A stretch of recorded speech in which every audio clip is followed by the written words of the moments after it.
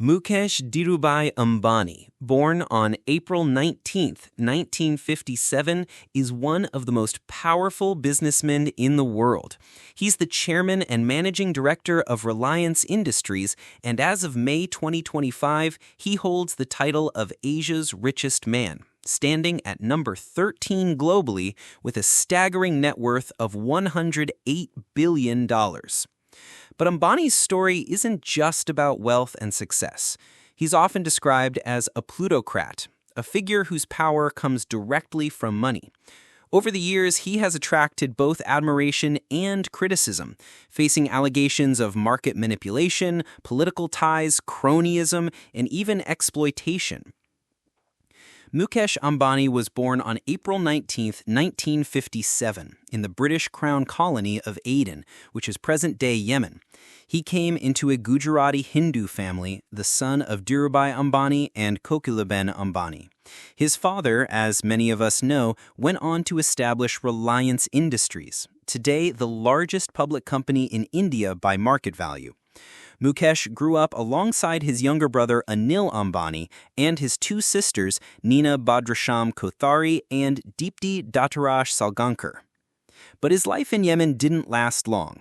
In 1958, his father decided to return to India to build a trading business centered around spices and textiles.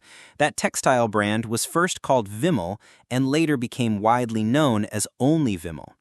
In those early years, the Ambani family lived modestly, staying in a small two-bedroom apartment in Bhuleshwar, Mumbai, right up until the 1970s. Even as the family's financial situation began to improve, young Mukesh's upbringing remained grounded. He lived in a communal society, traveled by public transport, and never even received a regular allowance. Eventually, Dhirubhai Ambani purchased a 14-story apartment block called Seawind in Colaba, where Mukesh and his brother Anil would later live with their families on different floors. Mukesh Ambani's education began at the Scindia School in Gwalior, where he did his primary schooling. Later, he moved back to Mumbai and completed his senior secondary studies at Hillgrange High School on Petter Road, studying alongside his brother Anil and his close friend-to-be Anand Jain. After finishing school, Mukesh enrolled for an MBA at the prestigious Stanford University in the United States. Interestingly, around the same time, Steve Ballmer, who would later become the CEO of Microsoft, was also his classmate. However, Ambani's time at Stanford was cut short. In 1980, he decided to return to India, answering his father's call to help build Reliance, which back then was still a small but rapidly growing company. Dhirubhai Ambani firmly believed that practical experience was far more valuable than classroom theory, so he brought his son back from Stanford and handed him the responsibility of leading a yarn manufacturing project. During his academic years, Mukesh had been influenced by some remarkable professors like Nobel laureate William F. Sharp and Manmohan Sharma, who inspired him to always think beyond conventional boundaries. Mukesh Ambani's career took off at a very young age. At just 24, he was entrusted with a massive responsibility, overseeing the construction of the Patalganga petrochemical plant at a time when Reliance was making big moves into oil refining and petrochemicals. This early challenge set the stage for what would later become his signature style of thinking and building on a massive scale. One of his biggest achievements was leading the creation of the world's largest grassroots petroleum refinery in Jamnagar, India. By 2010, this refinery had the capacity to produce a staggering 660,000 barrels per day, integrated seamlessly with petrochemicals, power generation, port facilities, and supporting infrastructure. It was the project that didn't just put Reliance on the global map, it redefined the scale of industrial ambition in India. Mukesh Ambani wasn't just limited to oil and gas. He also had a keen eye for the future of digital connectivity. In 2002, he launched Reliance Infocom, later renamed Reliance Communications, focusing on information and communications technology. By 2013, he was already discussing partnerships for building 4G networks, and a year later, he committed an investment of 1.8 trillion rupees to expand Reliance's businesses, including the launch of 4G broadband services in 2015. But Ambani's journey wasn't without controversy. In 2014, a criminal complaint was filed against him over alleged irregularities in natural gas pricing from the KG basin. Despite such challenges, his reputation as a business leader continued to grow. In 2016, he was elected as a member of the prestigious US National Academy of Engineering for his leadership in refining and petrochemicals. His influence extended beyond business. He became the first non-American to serve on the board of Bank of America, and by 2015, he ranked among India's top philanthropists according to the Huron Research Institute. His wealth consistently kept him at the top of Forbes' list as India's richest man, and in July 2018, he even overtook Alibaba's Jack Ma to become Asia's richest person with a net worth of $44.3 billion. To put his fortune into perspective, Bloomberg's Robinhood Index in 2018 estimated that Ambani's personal wealth alone could fund India's entire federal government for 20 days. And while he dominated industries from oil to telecom, his influence also extended into sports.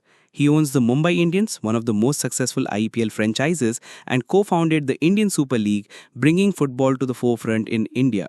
One of the biggest controversies surrounding Mukesh Ambani and Reliance came in 2007, tied to Reliance Petroleum Limited or RPL.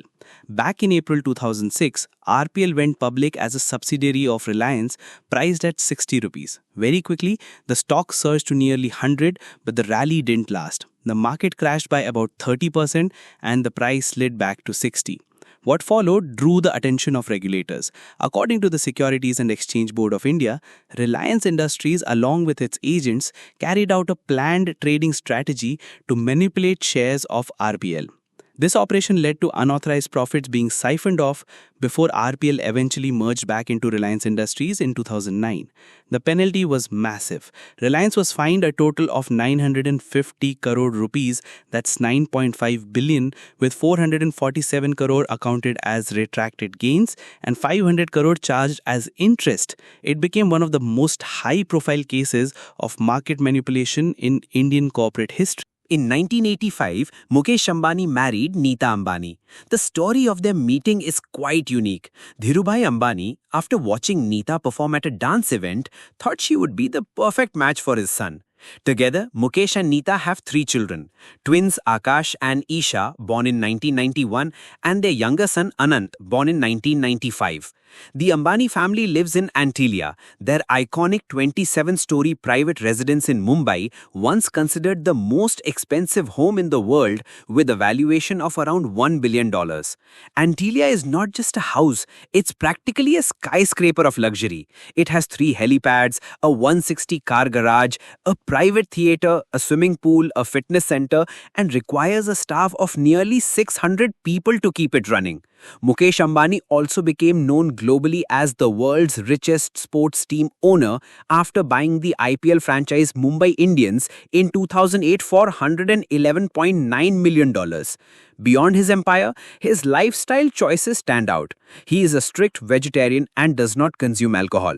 Interestingly, despite his vast wealth, Ambani has shown restraint in his personal earnings. For several years, he voluntarily capped his annual salary at 15 crore rupees even when Reliance continued to expand and his stake in the company remained at 50.4%. Family has also played a big role in his story. In 2019, when his younger brother Anil Ambani faced jail time over unpaid debts to Ericsson, Mukesh stepped in and bailed him out, literally saving him from prison. But life at the top hasn't been without dangers. In 2021, a car packed with explosives was found near his residence, sparking a bomb scare, and in 2023, he even received a death threat by email. Despite such threats, the family celebrations continue to make global headlines. In July 2024, the wedding of Anant Ambani and Radhika Merchant turned into a 3-day spectacle held at Antilia and the Geo Convention Center. It was described as India's royal wedding and even compared to the Gilded Age by the New York Times.